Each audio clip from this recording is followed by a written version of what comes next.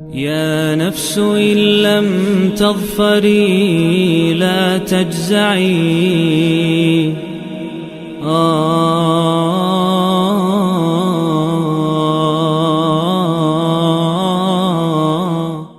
اعوذ باللہ من الشیطان الرجیم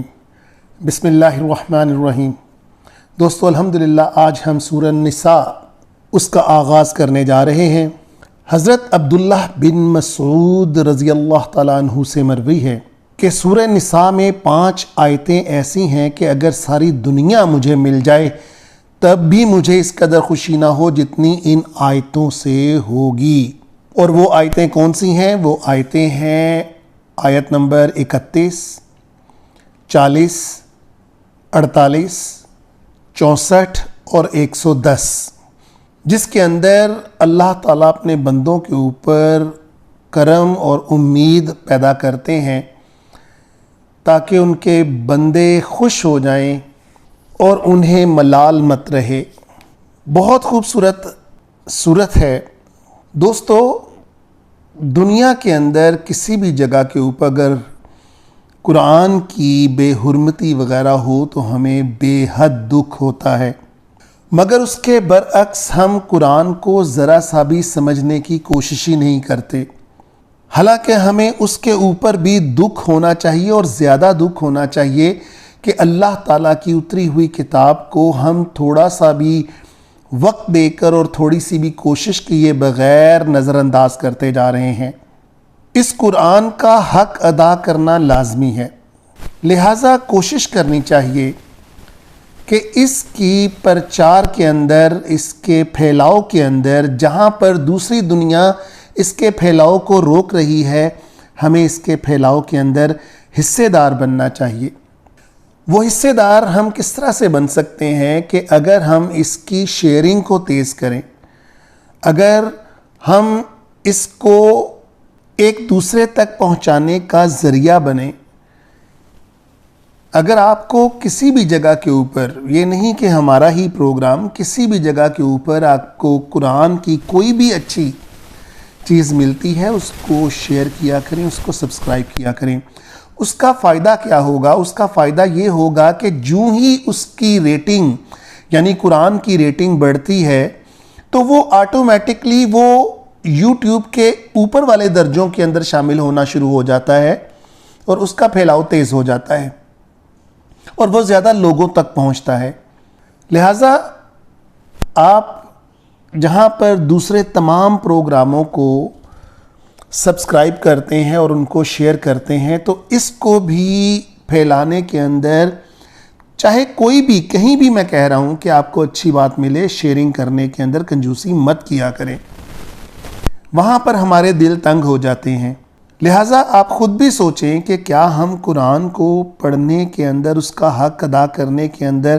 جسٹیفائی ہیں یا کہ نہیں ہیں۔ تو آئیں شروع کرتے ہیں پہلا رکوع۔ بسم اللہ الرحمن الرحیم۔ یا ایہا الناس اتقوا، اے لوگو ڈرو۔ کس سے ڈرو؟ ربکم، اپنے رب سے ڈرو۔ الذی، جو خلقکم، جس نے تمہیں پیدا کیا، من نفس واحدۃ وخلق منہا زوجہا، ایک نفس کے ساتھ، نفس واحدہ کا مطلب ایک نفس یعنی حضرت آدم علیہ السلام، وخلق، اور پیدا کیا، منہا، اس نفس میں سے، زوجہا، اس کی بیوی کو۔ یہ ہا جو ہوتا ہے یہ مؤنث کا صیغہ ہوتا ہے بیسیکلی، لیکن یہاں پر مراد وہ نفس، اس لیے حضرت آدم علیہ السلام اگر ہوتے تو ہو کا صیغہ ہونا تھا، اور اس میں سے پیدا کیا اس کی بیوی کو، وبثا، اور پھیلایا پھر، منہما، اب ہما کا مطلب دو ہوتا ہے، ان دونوں میں سے پھیلایا، رجالا کثیرا ونساء، بہت سارے مردوں کو اور عورتوں کو، واتقوا، ڈرو، کس سے؟ اللہ سے، واتقوا اللہ، الذی، جس کے نام کے اوپر، الذی کا ویسے مطلب ہوتا ہے جو، لیکن جس کے نام کے اوپر یہاں مراد ہے تساءلون، تم مانگتے ہو، جس کا واسطہ دے کر تم مانگتے ہو، بہی، والارحام، اور اپنے رشتہ داروں کو، اپنے رشتے ناتوں کو جوڑو، ان کو مت توڑو۔ ان اللہ کان علیکم رقیبا، رقیبہ کا مطلب ہوتا ہے نگہبان، اور بے شک اللہ ہیں تمہارے اوپر، علیکم تمہارے اوپر، رقیبہ نگہبان۔ وآتوا الیتامی، یتیموں کو دو، اموالہم ان کے مال، ولا تتبدلوا، اور مکس اپ مت کرو، تبدیل مت کرو، کس کو؟ الخبیث بالطیب، نیک کے ساتھ، پاک کے ساتھ، حرام کو ناپاک کو۔ ولا تأکلوا اموالہم، اور مت کھاؤ ان کے مال، الی اموالکم، اپنے مالوں میں ملا کر، چکر دینے کی کوشش مت کرو، مکس اپ مت کرو ان کے اور اپنے مالوں کو، اور پھر ان کا مال بھی اس کے اندر ہی کھا جاؤ۔ انہو کان حوبا کبیرا، حوبن کا مطلب گناہ، اور بے شک یہ ہے بہت بڑا گناہ۔ وَإِنْ خِفْتُمْ، اور اگر تمہیں ڈر ہو، اللہ کے نہ، تقسطوا، کہ نہ کر سکو گے تم انصاف، فی الیتامی، یتامہ کے بارے میں، یعنی ایسی لڑکی جو کہ تمہاری کفالت کے اندر ہو، اور وہ یتیم ہو اور آپ کی کفالت کے اندر آ گئی ہو، اور جب وہ بڑی ہو تو انسان کو ڈر پیدا ہو جائے کہ وہ اس کے ساتھ انصاف قائم نہیں رکھ سکے گا۔ مراد اس سے یہ ہوتا ہے دوستو کہ اگر تو وہ یتیم لڑکی، اس کے پاس مال و دولت بہت زیادہ ہے اور وہ خود بھی خوبصورت ہے، تو پھر تو حریص بندہ بن جاتا ہے اس سے شادی اور نکاح کرنے کے لیے، اور اگر وہ خوبصورت نہیں اور اس کے پاس مال و دولت نہیں تو وہ پھر اس کے ساتھ نکاح نہیں کرنا چاہتا، اور پھر مہر بھی اس کو پورا نہیں دینا چاہتا کیونکہ وہ اس کی ہی کفالت کے اندر ہوتا ہے۔ یہی حضرت بی بی عائشہ نے اس کی تفسیر کو بیان کیا۔ فَأَنْكِحُوا مَا طَابَ لَكُمْ، تو پھر تم نکاح کرو جو تمہیں اچھی لگیں، لکم تمہیں، من النساء عورتوں میں سے، مثنى دو دو کر کے، وثلاثا یا تین کر کے، ورباع یا چار کر کے، یعنی عورتوں کی کمی نہیں ہے لیکن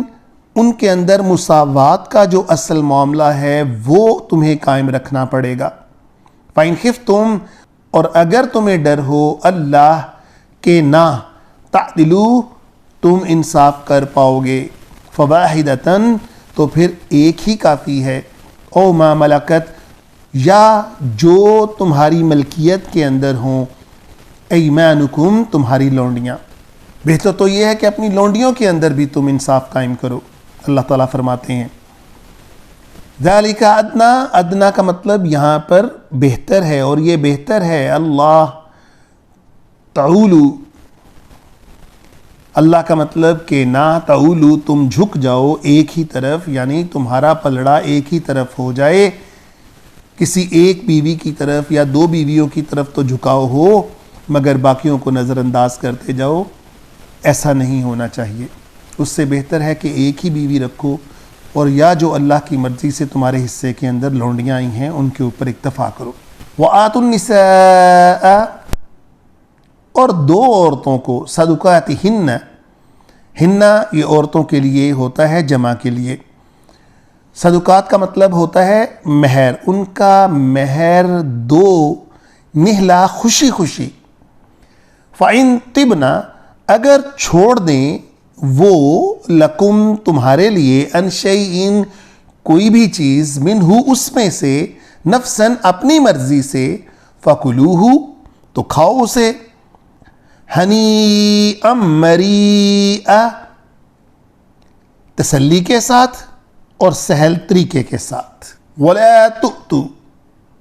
اور تم ہرگز مت دو،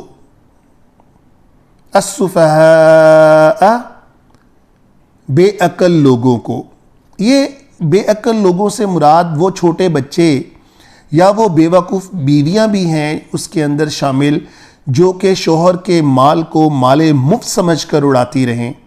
یعنی جن کو پرواہ ہی نہ ہو کہ شوہر کس طرح سے کما کر لاتا ہے اور اس کو کس طرح بچت کے ساتھ خرچ کرنا چاہیے، اپنا گھر سمجھ کے خرچ کرنا چاہیے، بلکہ اس کو اپنا گھر، حالانکہ ان کا گھر ہے مگر پھر بھی وہ بے دریغی کے ساتھ اس کو خرچ کرتی ہیں، تو اللہ تعالیٰ منع فرماتے ہیں کہ ایسی عورتوں کو تم ٹوٹل اپنی ملکیت میں حصے دار مت بنا دو۔ ایک اور روایت ہے، حضرت ابو موسیٰ رضی اللہ تعالیٰ عنہ فرماتے ہیں کہ 3 قسم کے لوگ ہیں کہ وہ خدا تعالیٰ سے دعا کرتے ہیں لیکن اللہ تعالیٰ قبول نہیں فرماتا۔ ایک وہ شخص جس کی بیوی بد خلق ہو اور پھر بھی وہ اسے طلاق نہ دے۔ دوسرا وہ شخص جو اپنا مال بے وقوف کو دے حالانکہ اللہ تعالیٰ نے اس سے منع فرمایا ہے۔ تیسرا وہ شخص جو کسی کو قرض دے اور اس پر کوئی گواہ نہ کرے۔ وَلَا تُؤْتُوا السُّفَهَاءَ أَمْوَالَكُمْ، مت دو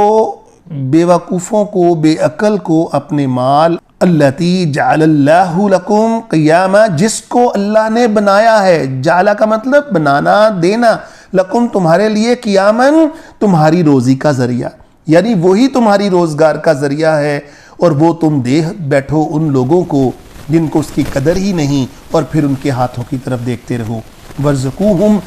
بلکہ ان کو کھلاؤ پلاؤ، فیہا، اس میں سے،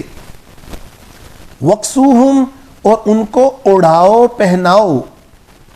کپڑے کی صورت کے اندر، وَقُولُوا لَهُمْ قَوْلًا مَعْرُوفًا، اور ان کے ساتھ گفتگو کرو عمدہ طریقے سے، نرم لہجے کے اندر۔ وَابْتَلُوا، ٹیسٹ کرو، آزماؤ، جانچتے رہو، کس کو؟ وَالْيَتَامَى، یتیموں کو، حَتَّى إِذَا بَلَغُوا، جب تک کہ وہ بالغ مت ہو جائیں، کس کے لیے؟ بلغ النکاح، نکاح کے لیے، یعنی ان کو اس طرح سے ٹریننگ کرو کہ وہ اس نہج کے اوپر پہنچ جائیں کہ اگر ان کا مال ان کے حوالے کیا جائے تو وہ ان کو بہت عمدگی سے سنبھال لیں۔ فَإِنْ آنَسْتُمْ، اور اگر تم جان لو، اگر تم پالو، منہم، ان کے اندر، رشدن، کیا؟ حسن تدبیر، ہوش مندی، فَادْفَعُوا، تو پھر دے دو، ادا کر دو، الیہم، ان کو، اموالہم، ان کے مال، ولا تأکلوها اسرافاً، اور نہ تم اس کو کھاؤ، اسرافاً کا مطلب فضول خرچیوں کے اندر، وبدارن، بدارن کا مطلب تیزی کے ساتھ، یعنی بس ختم کر دیں ان کے بڑے ہونے سے پہلے، جیسے اللہ فرما رہے ہیں یکبرو، ان کے بڑے ہونے سے پہلے ہی مال کھا پی کے ختم کر دیا جائے۔ ومن کان غنیا، اور تم میں سے جو مالدار ہو، فلیستعفف، وہ اس سے بچتے رہیں، یعنی ان کے مال کو استعمال مت کریں کیونکہ اللہ نے ان کو بہت کچھ دیا ہے۔ ومن کان فقیرا، اور جو تم میں سے فقیر ہو، فلیاکل، وہ اس میں سے کھا لے، بالمعروف، اتنا جس کے ساتھ اس کا گزارا ہو سکے، عمدگی کے ساتھ یعنی۔ فَإِذَا دَفَعْتُمْ، اور جب تم ان کو ادا کر دو، الیہم، ان کی طرف، اموالہم، ان کے مال، فَاشْهِدُوا، تو گواہ کر لو، علیہم، اس تمام معاملے کے اوپر، وَكَفَى بِاللَّهِ حَسِيبًا، اور اللہ تعالیٰ حساب لینے کے لیے کافی ہیں۔ لِلرِّجَالِ نَصِيبٌ، اور مردوں کے لیے ہے شیئر، مِمَّا تَرَكَ الْوَالِدَانِ، جس کو چھوڑیں ان کے ماں باپ، والاقربون، اور رشتہ دار، وللنساء نصیب، اور عورتوں کے لیے بھی ہے شیئر، نصیب کا مطلب شیئر، مما، جو ترک الوالدین، جو چھوڑیں والدین، والاقربون،